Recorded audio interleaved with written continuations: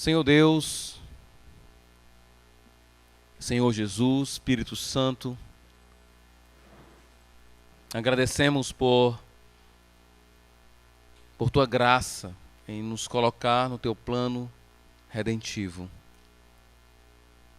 Somos gratos pelo Teu cuidado, pelo cuidado de Cristo em nos segurar em Suas mãos poderosas, em guardar a Tua igreja. Pedimos, ó Pai, que através das leituras que estamos fazendo nesse documento, venhamos a ter uma visão correta da igreja. Não a visão do que as pessoas esperam da igreja. Não do que o povo espera de uma igreja. Mas o que Jesus tem a dizer sobre cada igreja aqui. Que essas palavras venham a ser desafiadoras para nós. Igreja aqui Batista. Nos ajuda, ó Pai, a termos uma mentalidade que glorifique o Teu nome, uma mentalidade eclesiástica correta, pensando a igreja de forma correta, entendendo as limitações da igreja, não querendo dar à igreja o que ela não tem, não querendo exigir da igreja o que ela não pode dar, buscando melhorar a igreja naquilo que o Senhor espera que a igreja venha a dar. Nos ajuda, nós choramos agora, não somente como indivíduos, cada um com seus problemas, cada um com as suas dificuldades particulares, mas nós choramos como igreja, como povo que se reúne, que quer ouvir a Tua voz sobre nós, sobre como podemos melhorar, como podemos mudar, onde estamos errando. E dá a nós, ó Pai, por Tua graça, o poder e a condição e a capacidade de se arrepender diante das nossas falhas. Nos faz enxergar nossos erros e também nos dá a condição de nos arrepender diante deles. Mudar a nossa mentalidade com respeito àquilo que hoje podemos estar fazendo de forma correta ou melhor, errada. Ajuda-nos, Senhor. Oramos em nome de Cristo. Amém. Capítulo 2, carta de Jesus à igreja de Pérgamo. É bom sempre recapitular, né? Essa carta faz parte de uma visão que começa no capítulo 1, onde João tem a visão da pessoa de Jesus Cristo. Ele tem aquela visão do Cristo glorificado, com todas aquelas descrições. E para cada carta, Jesus se apresenta, ele traz algum detalhe da primeira visão do capítulo 1, onde ele tem cabelos brancos, olho de fogo. Para cada igreja ele se apresenta de uma forma, porque a forma como Cristo se apresenta à igreja está relacionada à condição daquela igreja ou à realidade daquela igreja. Aqui ele se apresenta à igreja como aquele, versículo 12. Estas são as palavras daquele que tem a espada afiada de 2 gumes. Nós sabemos que essa é uma referência à espada que sai da boca de Jesus, capítulo 1. E se você continuar lendo o livro de Apocalipse, você vai encontrar essa mesma referência também no capítulo 19, que é a descrição da vinda de Jesus. Quando Jesus vem, ele é descrito como aquele que tem uma espada que sai da sua boca.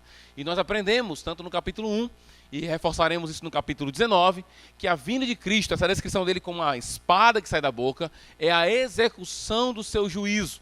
A sua boca traz a sentença, e a espada que sai da sua boca traz então o juízo, a aplicação do juízo de Deus. Portanto, quando Jesus se apresenta a essa igreja, ele está se apresentando como aquela pessoa que tem a palavra final quando o assunto é a espada. E lembrando que a espada era um símbolo muito forte na cultura romana de juízo. Paulo vai falar isso em Romanos capítulo 13, lá quando ele vai falar que o Estado tem o poder da vida e da morte, tem o poder da espada. A ideia de que o Estado poderia sim tirar a vida de uma pessoa. Continuando. Antes de falar um pouco sobre essa questão da espada, é importante entender um pouco dessa cidade. Eu trouxe 3 características dessa cidade que talvez são importantes para entender essa carta de Cristo à igreja de Esmirna. Primeira característica, era uma cidade muito marcada pelo culto ao imperador. Nós falamos isso na semana passada, quando estudamos a igreja de Esmirna. Mas a igreja de Pérgamo era muito mais forte isso.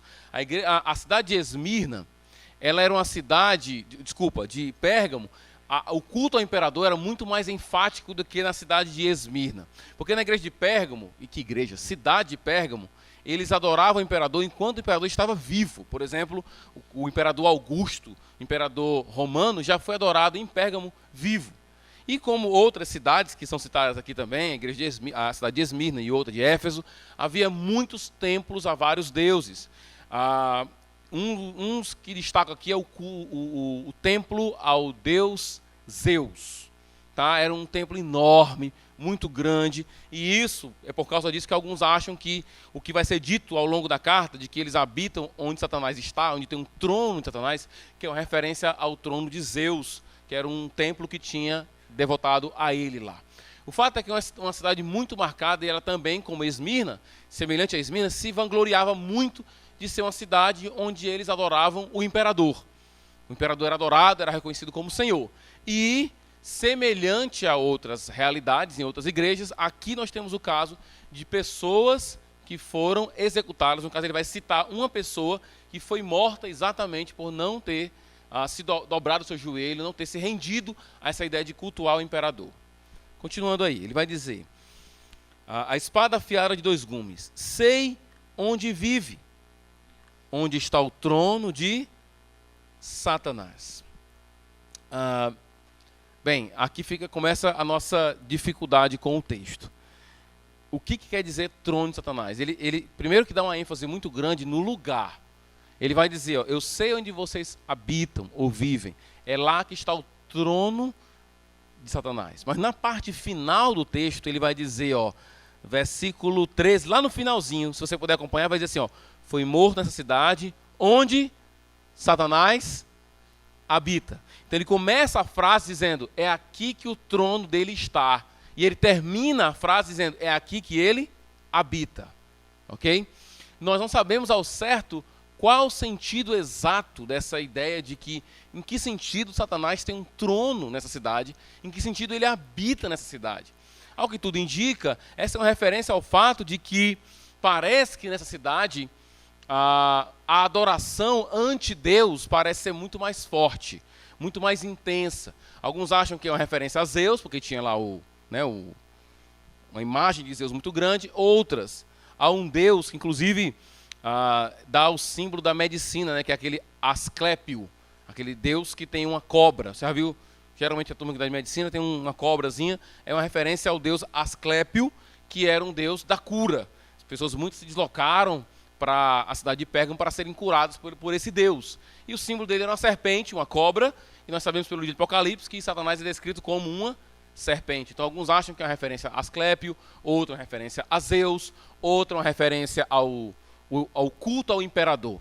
O fato é que nós não sabemos ao certo o que quer dizer, mas a ideia que passa é que a ação satânica nessa cidade era muito mais intensa. E à luz do contexto do livro de Apocalipse, parece que o foco maior aqui está na intensidade da perseguição ao povo de Deus. Quando você lê o livro de Apocalipse, o que você percebe é que a figura de Satanás aqui descrita nesse livro é o perseguidor do povo de Deus. Ele é descrito claramente no capítulo 12 como aquele que vai atrás do povo de Deus para destruir. Na semana passada a gente estudou o livro de Esmirna, carta a Esmirna. O que Deus diz? Que o diabo ia colocar alguns na prisão, e a ideia é o diabo sempre agindo em perseguição. Se você continuar lendo o livro, você vai ver que o objetivo do diabo nesse livro é perseguir o povo de Deus. Aí atrás mesmo é destruir o povo do Senhor. Nas aplicações eu quero falar um pouco mais sobre os objetivos de Satanás. E um deles não é tanto que você faça a vontade dele. O objetivo dele é que você não faça a vontade de Deus. E ele trabalha de várias formas. Uma delas é sofrimento. Essa tática satânica já é antiga. A gente lê o livro de Jó. O que ele pretende? Ele pretende tirar as coisas de Jó, né? Tirar os seus filhos, tirar a sua saúde. É assim que ele trabalha. Então, ao que tudo indica, dizer que eles estão no trono, e o lugar deles é o trono de Satanás, é um lugar que parece marcado por perseguição, por uma intensidade de ação demoníaca muito grande. Na semana passada a gente falou que nós não sabemos, não temos resposta, por que algumas pessoas sofrem mais do que outras. Porque os irmãos da igreja de Esmirna, por exemplo, sofriam mais ou sofreram mais do que o pessoal da igreja de Filadélfia ou da igreja de Laodiceia. Nós não sabemos por quê. O fato é que nessa cidade, nesse lugar, a ação do diabo era uma ação muito mais intensa em termos de perseguição. Tá? É assim que eu entendo essa expressão trono de Satanás. Ele continua, contudo, você permanece fiel. Então está vendo como há uma relação entre a fidelidade do povo e a presença de quem? De Satanás. Então ele está dizendo assim, ó, Satanás está aí. Contudo, ao contrário do que poderíamos imaginar, ele mesmo perseguindo, mesmo lutando contra vocês, vocês têm permanecido fiéis. A igreja tem permanecido fiel ao meu nome e não renunciou à sua fé em mim. Algumas dizem a minha fé, uma coisa assim, não lembro a minha, uma coisa assim, mas a ideia é a fé em mim mesmo. Nem mesmo quando Antipas, minha testemunha, minha fiel testemunha, foi morto nessa cidade onde Satanás habita.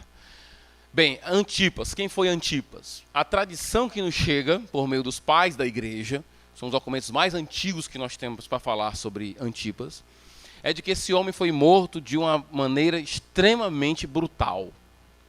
A ideia era, ele foi colocado dentro de um touro de bronze. Então ele foi colocado dentro de um touro oco, claro, de bronze, enquanto que uma chama ficava acesa debaixo do touro, e ele foi queimado, torrado ali, vivo. E enquanto ele gritava, a ideia que dava a ideia de que era um touro que estava gritando, mas na verdade era ele que estava sendo queimado ali dentro. E o que o texto está dizendo para a gente é, e a história conta que enquanto Antipas gritava, enquanto Antipas agonizava em morte, o povo sorria disso. O povo ria, era um espetáculo para o povo. O que o texto está dizendo? Vocês permaneceram fiéis, mas ele faz uma ligação dessa fidelidade ao caso de Antipas. Ele vai dizer, minha fiel testemunha. Mesmo quando Antipas foi morto lá, vocês ainda permaneceram fiéis. Qual é a ideia da carta? O que Cristo está querendo dizer? Vocês viram o que a fidelidade pode gerar em vocês. E mesmo assim ainda continuaram. Vocês puderam, porque é como, imagine, se algum dos nossos irmãos aqui é pego exatamente por ser crente e é torturado até a morte, e nós ficamos sabendo, esse cara foi morto porque ele era um crente. Certamente, no domingo, se a gente desse um aviso desse, né? Falando de tal, o irmão foi morto, e o assassino colocou lá que vai matar, está procurando o crente e vai matar todos os crentes que ele puder. Certamente, no culto de domingo, no outro, né? O louvor não ia ser tão intenso, talvez, né? Algumas pessoas não viriam mais. Pastor, é muito perigoso ser crente agora. Ser crente quer dizer morrer. Que o ponto é, mesmo eles testemunhando a fidelidade de Antipas, eles disseram, nós vamos continuar. Mesmo que nos coloquem dentro de um touro, vivo para sermos queimados, vivos lá dentro, nós vamos continuar. Então isso é algo de bom nessa igreja. Agora tem coisas negativas, evidentemente. Versículo 14. O que ele vai dizer sobre essa igreja? Versículo 14. No entanto, tenho contra você algumas coisas. Primeiro, você tem aí pessoas que se apegam aos ensinos de Balaão, que ensinou a Balaque a armar ciladas contra os israelitas, induzindo-os a comer alimentos sacrificados a ídolos e a praticar imoralidade sexual. De igual modo, você tem também os que se apegam aos ensinos dos nicolaítas. Vamos devagar aqui.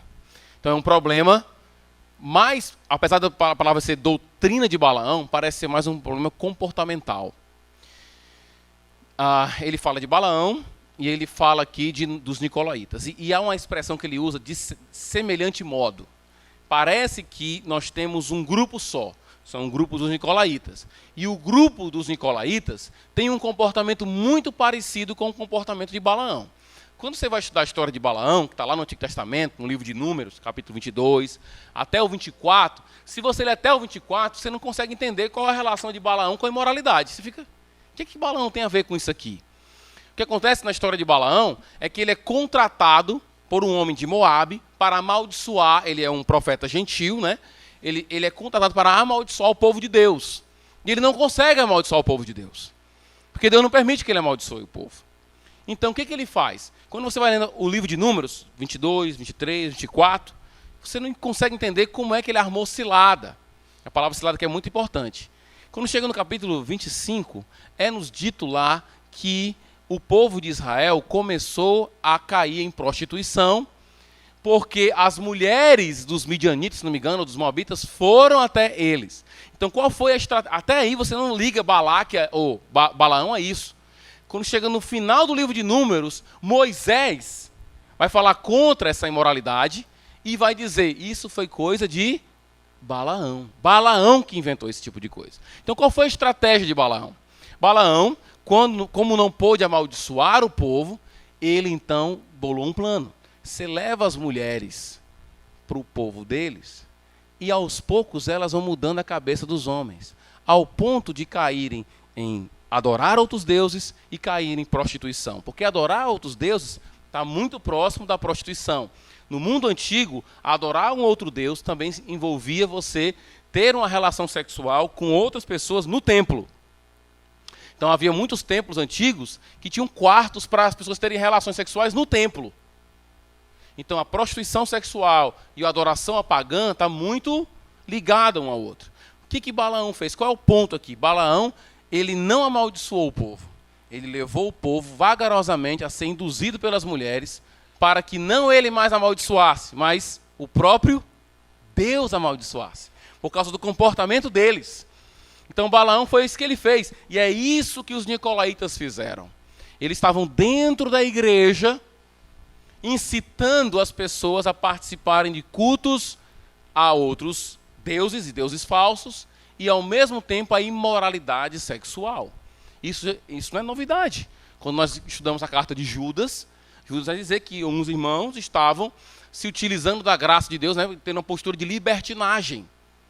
Dentro das festas dos cristãos, eles estavam querendo trazer comportamentos libertinos. Então, parece que essa igreja, apesar de ser uma igreja marcada pela fidelidade, é uma igreja que está se deixando ser levada pela mesma estratégia básica de Balaão. Vai devagar, vai pelas beiradas, entra devagarzinho, que logo, logo eles estarão adorando outros deuses, logo, logo eles estarão indo para a imoralidade sexual. E é isso que está acontecendo. Algumas pessoas na igreja estavam começando a entender que isso não era nenhum tipo de ameaça. Não, pastor, a gente está indo lá para a adoração de outro Deus lá, mas isso não afeta em nada a nossa vida. Porque aqueles deuses não são nada em si. O que Paulo nos ensina lá em 1 Coríntios 8, 9 e 10? É que você pode sim comer uma comida que foi oferecida a um Deus, mas se a pessoa sabe que você sabe, você não deve comer. E você não deve estar envolvido numa adoração se não for a um Deus, ao Deus único e verdadeiro. Se você está num lugar onde um outro Deus é adorado, eu não tenho que estar lá. Porque é assim que começa. Não tem nada demais. Não tem nada demais. Aí logo, logo você começa a ser envolvido por isso. Essa é a tática de Balaão. É aquela luta de envolvimento com a cultura. Porque naquele tempo, participar de uma festa de um Deus é como participar da própria cultura. Era parte da cultura. É como na nossa cidade. Tem São Sebastião, São José. O que é isso? É adoração a Deus? Não. Não é a Deus. Vão dizer que não é adoração, mas é uma adoração. Leva-se uma imagem, canta-se, pede intercessão. Isso é idolatria. E você não deve participar em nada disso. Porque na hora que você começa dizendo, não tem nada demais, não tem nada demais, é aí que Balaão chega. É aí que ele chega. Não tem nada demais. E o que não tem nada demais hoje, amanhã vai ampliando cada vez mais. Ele continua. Então, qual foram os pecados que estão sendo combatidos aqui? Participação no culto aos deuses e participação em uma vida de imoralidade sexual. Nós sabemos que a Bíblia claramente coloca a sexualidade como uma bênção de Deus dentro do casamento homem-mulher. O que sair disso aí é pecado. E a Bíblia dá um nome para cada um deles. Para cada pecado fora desse padrão, a Bíblia tem um nome a dar. Se você está fazendo relações sexuais fora do seu casamento, isso é adultério. Se você tem relação sexual e você não é casado, isso é fornicação. Enfim, tem cá para cá. E se você tem uma relação sexual com uma pessoa do mesmo sexo, isso é sodomia, isso é ser efeminado, que a Bíblia claramente condena. É por isso que a Bíblia é considerada por muitas pessoas um livro homofóbico. Né? Porque tudo é homofóbico. Se você for contra, você é homofóbico. Se olhar de estranho, você é homofóbico. O fato é que a Bíblia condena claramente. Ou você fica com a Bíblia, ou você fica com aquilo que está sendo colocado na cultura. Que isso é normal.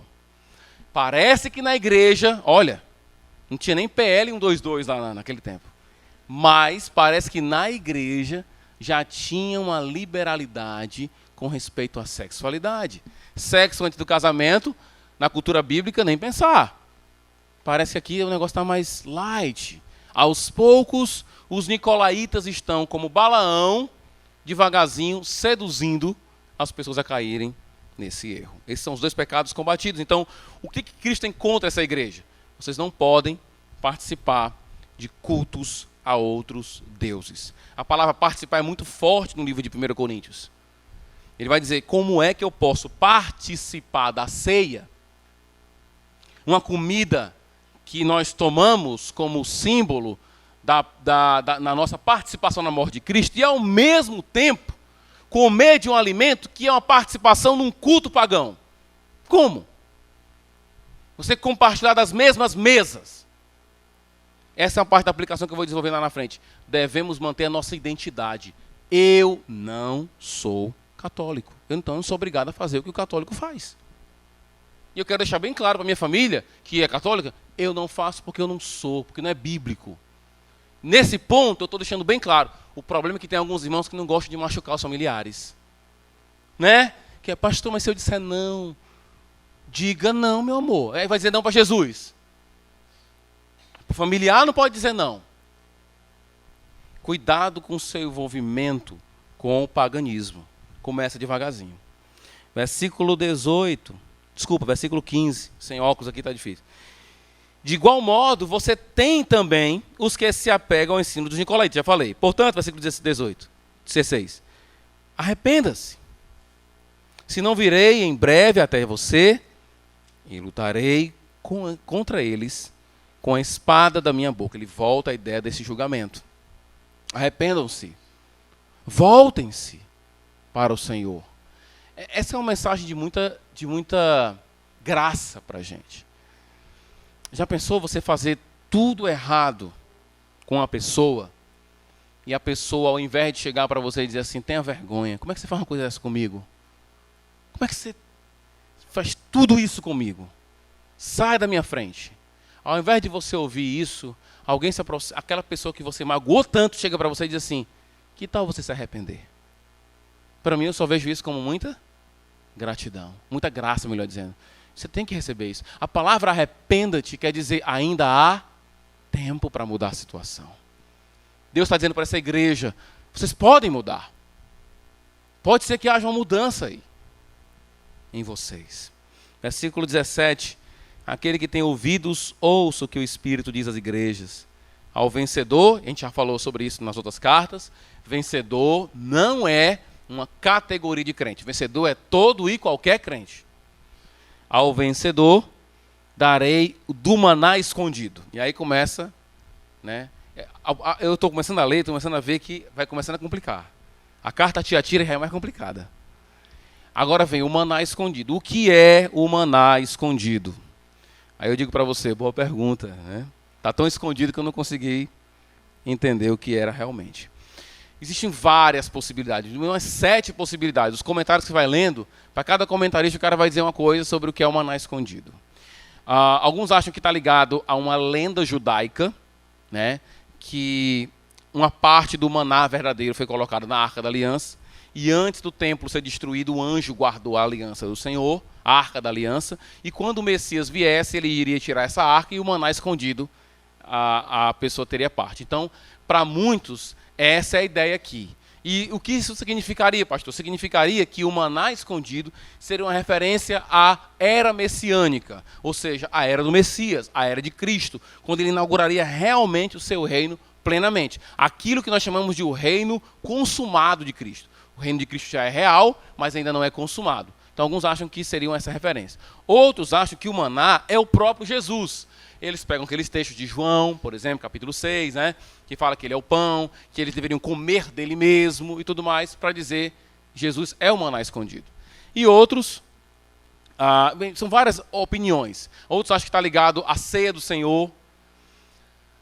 O que eu vejo aqui é que eu não tenho como dar uma resposta definitiva e ser categórico ou dogmático quanto a isso.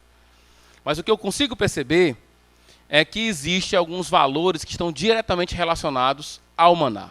Para mim, por exemplo, a ideia de alimentação exclusiva, porque é escondido, e isso também traz a ideia de satisfação. Então parece, e como é escatológico, né, porque tudo que é dito ao vencedor aqui é escatológico, já perceberam isso? Que foi acontecer alguma coisa ali? Tá um cheiro de queimado ali? Então desliga esse ventilador aqui, Elton, por favor. O queimado é lá de fora. É isso? Ok, beleza. Então, continuando. Tudo que é dito do vencedor no livro de Apocalipse está ligado à vinda de Cristo. É na vinda de... Volta para o vencedor do capítulo 2, por exemplo, de Efésios. Aquele que tem ouvidos para o que o Espírito diz às igrejas, no versículo 7 do 2. Ao vencedor darei o direito de comer da árvore da vida. Que está onde? Novo céu e nova terra. Quando você chega lá no capítulo da Esmirna, o que vai dar para ele? Ele não vai sofrer a segunda morte. Está lá no final de Apocalipse. Ele não vai ser condenado. Então está vendo que sempre o que é dito ao vencedor é algo escatológico. É algo que vai acontecer no futuro. Então esse maná escondido, de alguma forma, é a participação em alguma satisfação com aquilo que Deus tem a fazer no futuro. Não tem muita coisa a dizer. E aí vem uma outra expressão, que também é enigmática, e tem várias possibilidades de entendimento, que é a expressão pedra branca. Também lhe darei uma pedra branca com um novo nome, nela inscrito, com um novo nome, nela inscrito, conhecido apenas por aquele que o recebe. O que seria essa pedra branca? Várias possibilidades, eu listei somente 3 aqui, porque senão a gente passaria a noite inteira vendo as possibilidades do que significa uma pedra branca. As principais são, primeiro, nos tribunais, o pessoal que era jurado num tribunal, eles, na hora de fazer o julgamento, né, de uma pessoa, condenado ou não, eles escolheriam uma pedra branca para dizer absolvido, e uma pedra preta para dizer que a pessoa estava condenada. Ele colocava ali secretamente essa pedra branca. Então, pedra branca aqui dá a ideia de absolver. A pessoa que é absolvida, que ela não é, então, dada a ela nenhum tipo, né, colocada sobre ela nenhum tipo de culpa, ela é absolvida. Outra era a entrada em algumas festas, tá? Que seria um tipo de bilhete para entrada em festa. Era uma pedra branca com o nome da pessoa. Terceiro, os gladiadores que eram recebidos, quando eles eram libertados, eles ganhavam uma pedra branca, que dá a ideia de libertação. Então você percebe que a pedra branca sempre traz coisas maravilhosas. Ou é uma festa, ou é um anúncio de inocência ou de liberdade. O fato é que quando aquele que permanecer fiel ao Senhor, aquele que tem ouvidos para ouvir o que Deus tem a dizer para as suas igrejas, ele vai receber bênçãos maravilhosas de libertação, de festa, de satisfação. Ao que dá a entender pelo contexto para mim, maná, junto com pedra, no fim dos tempos, a ideia pode ser de uma refeição, de entrada numa festa, no banquete messiânico. Essa é a minha ideia, mas isso não pode ser algo que eu poderia assim fazer uma doutrina em cima disso.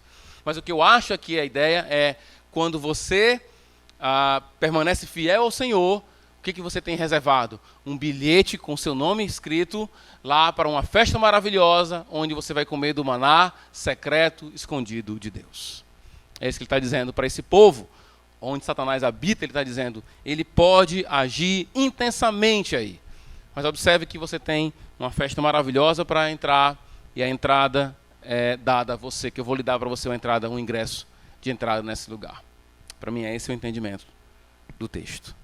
Muito bem, vamos aqui para algumas aplicações. Eu tenho aí cerca de 25 minutos para aplicações, é um tempo bom, porque eu fiz um bom número de aplicações aqui. Primeira aplicação. Quando os homens são adorados, Satanás é adorado. É entronado. A minha visão da ideia de que Satanás tem um trono lá, é uma ideia de que ele tem uma ênfase muito grande na presença dele, no caso, o homem sendo adorado, o homem sendo reverenciado. Toda vez que o homem é adorado, toda vez que o homem é reverenciado, é Deus que não está sendo adorado. Quem ganha com tudo isso é Satanás, no seu projeto. O interesse do diabo, como eu falei na primeira parte da pregação, não é tanto fazer você fazer a vontade dele, mas de você não fazer a vontade de Deus. Eu diria mais, o interesse de Satanás não é só que você não faça a vontade de Deus, mas que você faça a sua vontade. Satanás quer que você faça a vontade sua, não é dele. Ao fazer a sua, você não está fazendo a de Deus. Enquanto Deus diz a nós, na pessoa de Jesus, negue-se a si mesmo, Satanás diz, faça-se a sua vontade. O que você quer? O que você tanto deseja? O que você tanto almeja? Pois é isso que é legal que você faça. É por isso que eu consigo ver claramente Satanás num canal de televisão. Não porque eu estou vendo um espírito, alguma coisa assim. Eu estou vendo um discurso satânico quando alguém diz, faça aquilo que você quer fazer. Siga o seu coração. Essa mensagem está longe de ser de Deus. Essa é uma mensagem direta do diabo. Ele quer que você faça a sua vontade. A sua vontade sendo feita para ele está maravilhoso. Segundo, o diabo existe. O que pode, e ele pode agir na igreja, e isso explica muitas coisas. O diabo age dentro na igreja. Por que Paulo diz assim, quando um profeta se levantar, levante-se um outro profeta, tem uma hora do julgamento do profeta. Por quê? Ora, se o cara está dizendo que está falando no Espírito de Deus, para que fazer julgamento? Por acaso eu tenho o poder de julgar o Espírito Santo? Não. É porque Paulo entende que nem todos que se levantam na igreja para falar estão falando no Espírito de Deus, mas no espírito do diabo. O diabo sim age na igreja. Ele pode agir na igreja. Isso explica muitas coisas. Isso explica sofrimentos, que é o caso dessa igreja, é o caso da igreja anterior, prisão, até a morte, como a gente viu na semana passada. Falsos profetas dentro da igreja, isso explica a presença de Satanás. Só que Satanás não explica tudo também. É uma ressalva que eu faço. Nem tudo se explica por Satanás. Nem todo sofrimento é gerado diretamente por ele. Muitas vezes nós somos os autores dos nossos próprios sofrimentos. Muitas vezes Satanás não tem nem trabalho em influenciar você. Porque ele sabe que você já é dele mesmo, aí ele pronto, nem liga. Ele sabe que tudo que você vai dizer é da boca dele mesmo. Então não explica tudo. E também nunca um cristão usa Satanás para justificar algumas coisas. Né? Então, pastor, hoje a minha família está sendo desgraçada por causa do diabo. Não, está desgraçada por causa de você. Ninguém usa o diabo para justificar as falhas. Mas o fato que ele é real, você já viu na semana passada a gente falando sobre ele, agora nessa carta, novamente sobre ele, e ao longo da carta, ao longo do livro de Apocalipse, você vai ver a ação do diabo constante, perseguindo, querendo a destruição do povo de Deus. Há dois erros quando o assunto é diabo, a gente já falou sobre isso aqui. Primeiro, quando você fala demais nele. Ou segundo, quando você não fala nunca nele. É isso que ele quer. Ou que você fale demais nele, aí ele começa a ser glorificado. Ou você não fale nunca sobre ele, e aí ele começa a agir e ninguém percebe que ele é real mesmo. O fato é que existem demônios, o fato é que ele está ativo, o fato é que é uma coisa que ele não é preguiçoso, e ele vai querer a destruição do povo de Deus. Terceiro, alguns aprendizados sobre igreja. A gente aprendeu muita coisa sobre igreja aqui ao longo dessas duas cartas, só agora a terceira hoje. Primeiro, alguns ensinamentos para relembrar quanto à igreja. Quantas duas igrejas que não recebem crítica, até falei na escola dominical hoje, adiantei um pouquinho. As únicas igrejas na Bíblia, nessa carta aqui, melhor dizendo, que não recebem críticas, uma é pobre e a outra é fraca. São as únicas que não recebem crítica nenhuma. A gente tem que aprender, irmãos, a ver a igreja como Jesus vê a igreja. Tem muita gente que vê a igreja como potencial financeiro. Se a igreja tem potencial financeiro, se ela tem um prédio bonito, quando é as reuniões, os critérios que as pessoas olham às igrejas é ridículo quando você lê o Novo Testamento e as cartas de Cristo às igrejas. Por quê? Porque uma igreja que não tem perseguição, não tem problema doutrinário, uma igreja rica, não é uma igreja boa? Não necessariamente. Laodiceia é a igreja que não tem problema de perseguição. É a igreja que não tem problema doutrinário. E outra, é uma igreja rica, abastada. Só que é a única igreja em todas as cartas que não recebe um elogio de Jesus. Pelo contrário, ele está do lado de fora da igreja, batendo para ver se entra na igreja. Então nós temos que rever nossos conceitos de igreja. As igrejas que são ricas, na verdade, são pobres no livro de Apocalipse. A igreja que não tem tribulação e nem perseguição é a que não recebe qualquer elogio de Jesus. E a igreja não pode ser guiada pela coceira no ouvido de ninguém. A igreja deve ouvir a Jesus e não a nós mesmos. Aqui nessa igreja, quem deveria mandar era Cristo. A igreja é dele.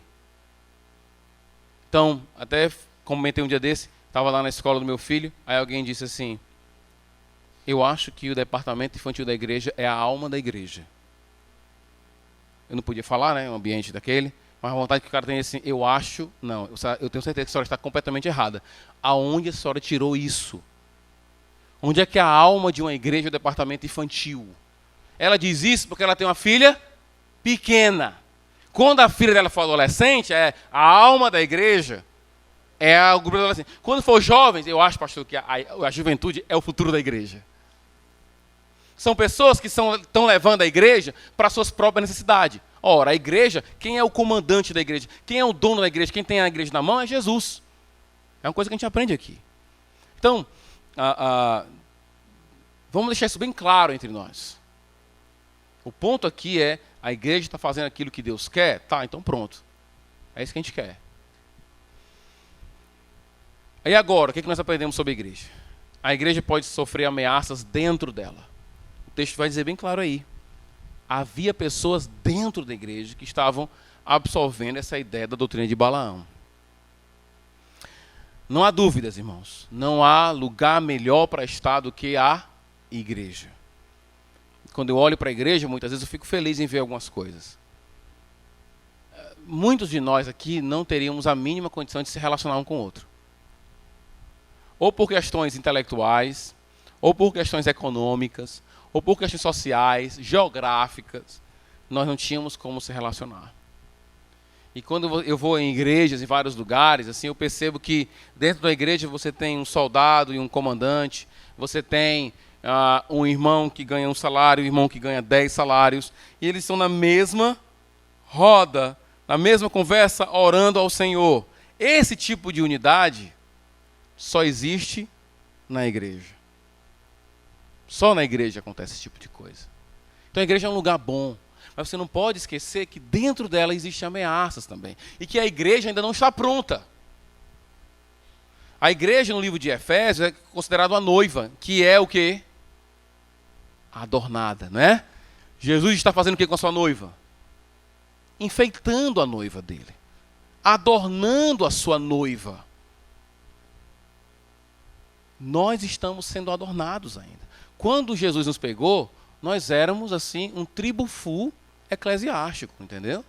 Nós éramos assim a mulher, entre aspas, mais feia do universo. E ele vai lapidando, melhorando. Para quando ele vier, nós estarmos, tinindo. Mas até lá, igreja é assim. Nós temos que entender isso. Igreja está passando por um processo de embelezamento. Ou, traduzindo melhor, um processo de santificação. Então, você tem que entender a igreja dessa forma. Quando você lê o Novo Testamento, quando fica a gente ficando assim, pastor, eu estou escandalizado porque na igreja aconteceu isso, aconteceu aquilo outro. Então você não está lendo a Bíblia, filho. Eu fico muito mais escandalizado quando eu leio a Bíblia. Mas muito mesmo. Leia a Bíblia. Veja como é que era a igreja de Corinto. Veja como era a igreja de Tessalonicense, a de Tessalônica. Veja como é que era essa igreja. A igreja de Laodiceia. E a igreja de Tiatira, que é a próxima, envolvida com imoralidade sexual. Como também a igreja de Pérgamo. Quarta aplicação. A relação do cristão com a cultura é sempre algo delicado. Por que eu estou falando isso? Nessa igreja, a ameaça que tinha era deles participarem do culto aos deuses. Só que lembra, cultuar os deuses fazia parte de uma vida social. Se você pegar os convites de casamento antigos, dos tempos de Paulo, tempos bíblicos, do Novo Testamento, primeiro século, os convites de casamento eram: a reunião do casamento se dará no pátio do templo do deus Apolo. Tudo acontecia lá. O churrasco era lá, a comida estava lá, a vida social era lá. Mas o que Paulo está dizendo em 1 Coríntios 8, 9 e 10, e que Cristo está dizendo para a igreja aqui é, essa relação com o templo não dá. A cada dia somos desafiados a mantermos a nossa identidade de povo de Deus. Somos desafiados constantemente. O povo aqui da igreja de Pérgamo não estava mais, ninguém sabia mais, você é crente, você é cristão, como é? Porque eu te vi no templo pagão, comendo uma comida sacrificada àquele Deus, e agora você está aqui no culto, como é que é a história? Você come da ceia, depois come da paçoca do Deus lá, ou come do vatapá do Deus lá, como é que é? Você é o que mesmo, hein? Qual é a sua identidade? Nós estaremos sempre sendo desafiados a manter a nossa identidade. No meio dessa cultura, está sempre nos convidando a abandonar os nossos distintivos de cristão. O que é um cristão? Eles vão querer diluir esses distintivos ao máximo, ao ponto de ninguém saber se você é ou não é cristão. Todo dia a gente escuta aquelas frases que nós temos que aguentar, né? Deus é um só. Toda religião é boa. A gente tem que aguentar isso. Aí você não fala nada contra isso. Então você está dizendo para essa pessoa que você não é diferente. Só que, primeiro, nem toda religião é boa, meu filho. E segundo, realmente Deus é um só, mas você está pensando na cor de Deus, eu estou pensando em outro completamente diferente. Ou você está errado, ou eu estou errado, ou nós dois estamos errados. Mas nós dois não podemos estar certos. E é isso que a cultura está querendo fazer, diluir as distinções. E o diabo está por trás disso.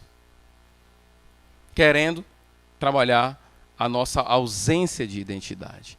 Hoje nós não somos convidados a adorar o imperador como os irmãos de Pérgamo, ou como os irmãos de Esmirna, mas nós somos constantemente convidados a participar do mundo. E quando eu começo a ver alguém falando assim, eu não vejo nada demais, pastor, num crente ir para tal lugar. Eu não vejo nada demais o crente fazer isso. Eu começo a desconfiar de que essa pessoa está sendo engolida pela cultura. Tem ambientes que nós não podemos estar. Não é nosso ambiente. É ambiente marcado pelo paganismo. E na hora em que eu entro em alguns ambientes, eu estou dizendo, eu não sou diferente de você. Eu sou igual a você. Então é muito importante levar isso em consideração. Existem ambientes que nós não podemos estar. Para mim, festa de padroeiro não é lugar para crente estar. Por que você não vai? Porque eu sou cristão, eu creio nas escrituras, e tudo que está acontecendo aí para mim é contra o que a palavra do Senhor diz. Se a pessoa não gostar, problema dela. Porque para mim o que vale mais é estar com o Senhor. E se você disser que para isso não tem nada demais, estou começando a ver o nome Balaão perto de você. Está sendo engolido, criança. Está sendo engolido por isso. Quinta aplicação. Que igreja agrada ao Senhor? Aprendemos várias. A igreja de Éfeso agradou ao Senhor porque zelosa em doutrina. A igreja de a igreja de Esmirna, ela foi marcada pelo quê? Não tem nenhuma palavra de, como é que chama? De repreensão a ela. Tem de fidelidade. Uma igreja fiel. O que Deus quer? A igreja de Pérgamo, uma igreja fiel mesmo na perseguição. Mas também Deus não quer uma igreja marcada pela imoralidade. Portanto, queridos, aqui nessa igreja nós vamos combater a imoralidade sexual. Aqui, sexo antes de casamento, nem pensar. Se acontecer é porque o pastor não sabe, a liderança não sabe, ninguém sabe. Mas se soubermos, o pecado será tratado como pecado. Aqui, adultério não pode ser tratado como algo comum, nem pensar. Adultério é algo seríssimo e vai ser tratado dessa forma, porque nós não queremos cair no erro da igreja de Pérgamo. Aqui, divórcio como algo comum, nem pensar, esquece. Aqui nós vamos combater a imoralidade sexual, a pornografia e desenvolver uma sexualidade bíblica na nossa igreja. Se existe uma coisa que Deus não quer na nossa igreja, em qualquer igreja, é uma liberação sexual na igreja. Ah, pastor, pois eu não quero ficar aqui, não. Um abraço para você. Porque aqui é pureza sexual. Aqui ninguém está fazendo propaganda de igreja, não. Se você não entende que pureza é algo importante para o Senhor, você está no lugar errado. Um lugar de ter liberalidade sexual é boate, outros lugares. Aqui não. Aqui tem padrão. E o padrão é bíblico. Pureza sexual. Sexta aplicação. Devemos ser cuidadosos com a membresia da igreja. E nós temos sido aqui na igreja. Tem igreja que o cara entra, né, hoje, amanhã já é ungido com óleo, um garrafão de 2 litros de óleo, e já é o presbítero mor. Depois é bispo, e aí vai. Nós temos que ter cuidado com a membresia. Por que eu estou falando? O que tem a ver com essa igreja aqui? A tática de Balaão qual foi? Infiltrar mulheres para seduzir os homens de Israel. Temos que ter cuidado com aqueles que entram na igreja também. Sétima aplicação. Precisamos ser uma igreja atuante, que testemunhe e que atue. Exemplo, o nosso amigo que foi queimado dentro de um touro de bronze. Ele é chamado de quê aqui? Testemunha fiel, não é isso? Alguns acham, a gente está até falando sobre isso hoje pela manhã, que marchar para Jesus é testemunhar de Jesus. Teve uma marcha para Jesus aqui. Isso não é testemunhar Jesus. Isso tem nada a ver com testemunhar Jesus. Eu fico pensando, se essa é uma forma de testemunhar, por que Jesus não fez a marcha dele no tempo dele? Por que Pedro não fez a marcha para Jesus em Jerusalém? Essa é uma ideia nova, aliás, copiada como sempre, né? As marchas, tudo que acontece aqui é tudo copiado. O brasileiro está longe de criar alguma coisa. Tem algumas coisas que realmente foram criadas, nós temos coisas nossas. Mas a marcha para Jesus é coisa da Inglaterra. Há muito tempo. Aí copiaram para cá. Isso não é testemunhar de Jesus, querido. Essa é uma forma infantil de dizer para as pessoas: nós também temos uma religião e nós queremos ser respeitados. Isso é uma forma infantil, tola. E muitas vezes essas marchas são marcadas pela bagunça, pela baderna. E eu não vejo nisso nada de saudável e saído das Escrituras. Copiaram aquela ideia de fazer marcha. Então, tem o Sem Terra que faz a marcha dele, né? Tem os estudantes que querem menos 20 centavos fazer a marcha deles. Aí tem agora os bestas dos crentes que fazem a marcha deles também. Só que desde quando isso é uma forma correta de testemunhar Jesus? Testemunhar Jesus é morrer dentro de um touro queimado, urrando de dor. Isso é testemunhar Jesus. Eu quero ver se essa turminha da Marcha para Jesus faz a mesma coisa. Uma ova que faz. Testemunhar Jesus é ser alguém bom no trabalho. Está longe da igreja evangélica brasileira ser uma igreja que tem impactado o Brasil. Está longe. Esse negócio de Marcha para Jesus junta uma massa de ignorantes de Cristo. Cadê esse pessoal todo na sociedade? Porque o Brasil está melhorando. Aonde que o Brasil está melhorando? Mas o número de evangélicos está crescendo. Espera aí. Então, parece que o número de evangélicos não afeta em nada a cultura do nosso país. E não afeta mesmo, não. Não afeta. Isso não é testemunhar de Jesus, querido. Testemunhar de Jesus é falar dele, do seu amor, na morte na cruz. É simples demais. As pessoas que não creem na simplicidade que querem complicar. Para mim, essa é uma marcha bagunça e não é nada para Jesus isso aí. Isso é para a igreja, promoção de igreja. É isso. Isso é, para mim, uma forma infantil de querer dizer que agora... É uma forma de dizer, e ainda fazem na época de uma festa de padroeiro, que é pior ainda. Que dá uma ideia assim, ó, nós somos fortes também. Besteira. Bobagem. Oitava aplicação. Arrependimento é a única reação esperada do povo de Deus diante do pecado. Diante do pecado, você não pode ter outra reação. Você não pode ter gratidão pelo pecado, pode? Obrigado, Senhor, porque eu pequei. A única reação esperada do seu povo é: arrependa-se. Mude a sua cabeça em relação a isso. E é isso que ele pede para a igreja. Mas como eu falei na pregação, quando Deus diz arrependa, Ele está dizendo: eu estou te dando uma oportunidade. Se Ele disse isso para a igreja de Pérgamo há 2000 anos atrás, hoje Cristo está dizendo, em outras passagens poderia dizer, Deus diz a todos nós: arrepende-te, irmão, o filho, arrepende-te, volta-se para mim. E por último, a última aplicação. Eu queria que vocês abrissem a Bíblia no livro de Jeremias agora, para essa última aplicação. Jeremias capítulo 2.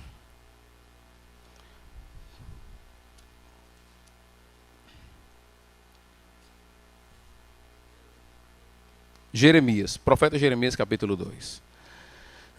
Essa aplicação que eu tirei da minha perspectiva da pedra branca e do maná escondido.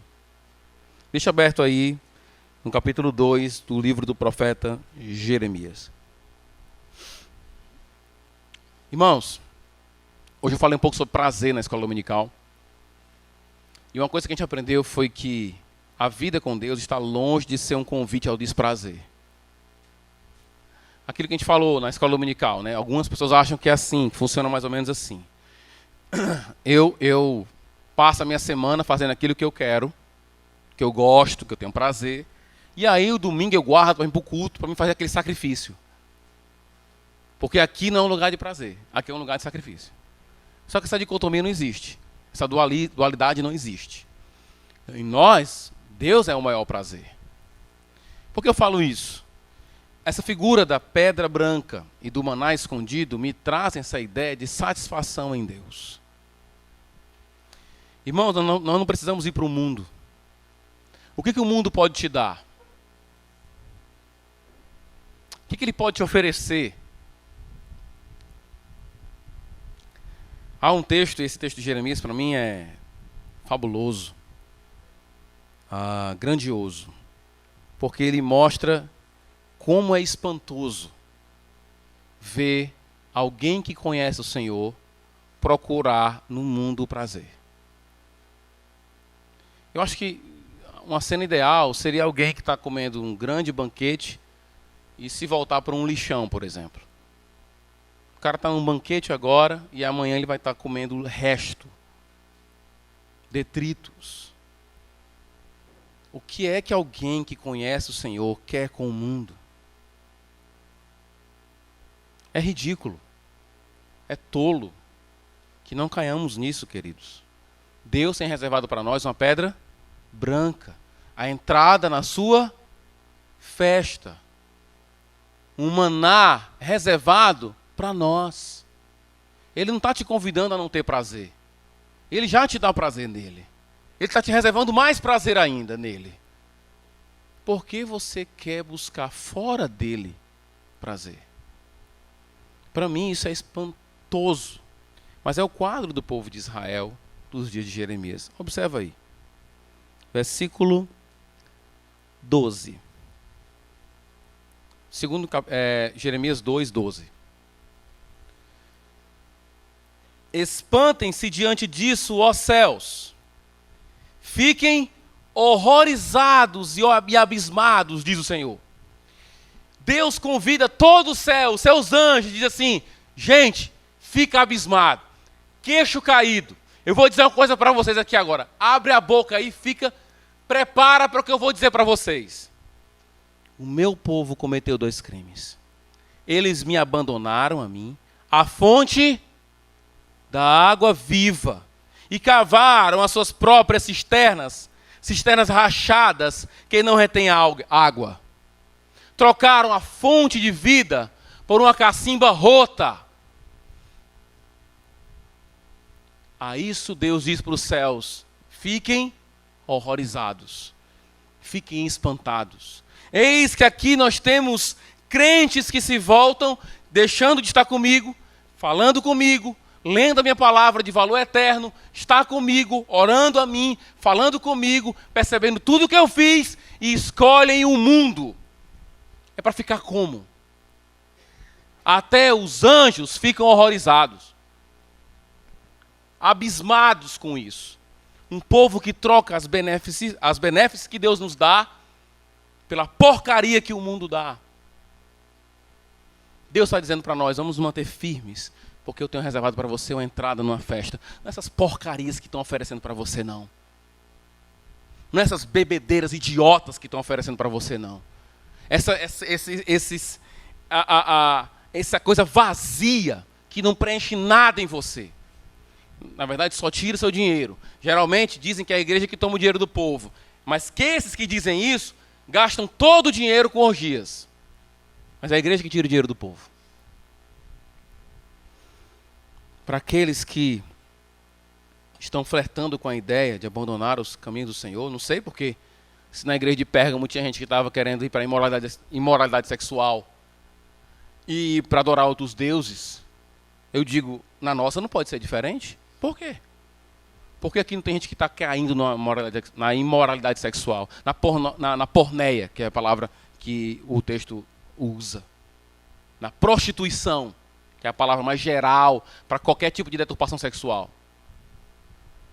Não troque a fonte do Senhor por fontes rotas. O seu videogame em relação a esse culto é uma fonte, não é rota, é uma fonte seca. Qualquer outra atividade em relação a esse culto aqui é uma fonte rota. Não troque a leitura da palavra por meia hora de Facebook. Isso é uma fonte rota. Deus está espantado com alguns irmãos que gostam mais de Facebook do que dele. Gostam mais de estar na internet do que com ele. Isso é trocar o Senhor por fonte rota. Tem anjo abismado com você, querido. Tem anjo que está dizendo assim, está vendo o que aquela pessoa está fazendo? Trocando o Senhor por besteira, por bobagem. Não troque o Senhor por isso. Isso pode acontecer entre nós. A nossa igreja não é a igreja perfeita. Está longe, mas bem longe de ser uma igreja perfeita. Eu digo logo para aqueles que estão nos visitando, vai ficar bem claro isso. Está longe. E certamente tem pessoas que estão tomando lama enquanto a fonte está ao seu lado. Eu queria que essa cena estivesse bem clara diante de você. Não troque louvar ao Senhor por louvar homens. Não troque louvar ao Senhor por louvar o seu próprio corpo. Não troque louvar ao Senhor por louvar o seu trabalho. Não troque. Tome da água viva. E espero que os anjos que estão entre nós, segundo as Escrituras, não fiquem abismados com nossas escolhas. Fiquem tranquilos em entender. Eles estão diante da fonte do Senhor, nada mais normal do que eles estiverem tomando da própria água que o Senhor dá. E qual é a tua fonte de vida? Essa é a pergunta final. Qual é a tua fonte de vida? O que enche o teu coração de alegria? A Bíblia diz que só Deus pode fazer isso. Deus te deu um espaço na tua vida que só Ele pode preencher. Ninguém mais. Nenhum sexo antes do casamento, nenhum sexo fora do casamento, nenhum tipo de idolatria, nada pode preencher o que só Deus pode preencher. Como eu disse hoje na escola dominical, Deus não pode nos dar prazer separado dele mesmo. Ele não pode dizer para você, tenha prazer, eu não tenho nada a ver com isso. Ele não pode dizer, quebre os meus mandamentos e tenha prazer. Ele não pode dizer isso. Toda vez que Deus convida-nos a ter prazer, é para ter prazer nele. Porque Ele é a fonte de água viva. Que nossa igreja pense assim, não venhamos a cair nos erros da igreja de Pérgamo. Vamos orar. Santo Deus, faz-nos fazer escolhas certas, Senhor. O diabo muitas vezes não quer que escolhamos coisas erradas. Quer que escolhemos coisas boas. Mas ele nunca vai querer que escolhemos a melhor, que é o Senhor. Ele vai nos ocupar. Ele vai nos ocupar com coisas boas. Ele vai nos ocupar com a atenção aos filhos.